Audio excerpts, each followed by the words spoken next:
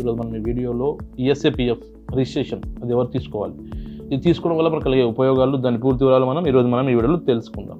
ముఖ్యంగా మనము ఒక మ్యాన్ పవర్ ఏజెన్సీ స్టార్ట్ చేయాలన్నా, నెక్స్ట్ వచ్చేసి civil contract works, electrical contract works, private టెండర్తో మనం పార్టిసిపేట్ చేయాలన్నా, గవర్నమెంట్ టెండర్లో మనం పార్టిసిపేట్ చేయాలన్నా కంపల్సరీ మనం ఈఎస్ఏపిఎఫ్ అనే రిజిస్ట్రేషన్ మ్యాండేటరీ. ఈ ఈఎస్ఏపిఎఫ్ రిజిస్ట్రేషన్ తీసుకోవడం వల్ల ఎంప్లాయీస్కి బెనిఫిట్ చాలా ఉంటుంది.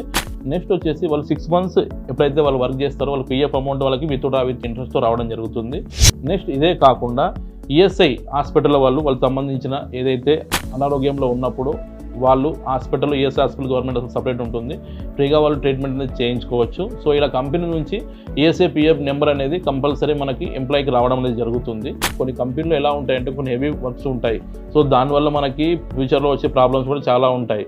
Especially man power agency run చేసేవారు, ఇట్లా నెక్స్ట్ కెమికల్ కంపెనీ, ఫార్మా కంపెనీలో చెప్పుకుంటూ పోతుంటే చాలా ఇండస్ట్రియల్ సెక్టర్లు చాలా ఉన్నాయి. సో అందరూ వచ్చేసి కంపల్సరీ వాళ్ళు కూడా ఈఎస్ఏపిఎఫ్ రిజిస్ట్రేషన్ అనేది చేసుకోవడం జరుగుతుంది. సో అందుకని చాలామంది ఈఎస్ఏపిఎఫ్ ఉన్న కంపెనీలో జాయిన్ కావడానికి ఎక్కువగా మొగ్గు చెప్తారు.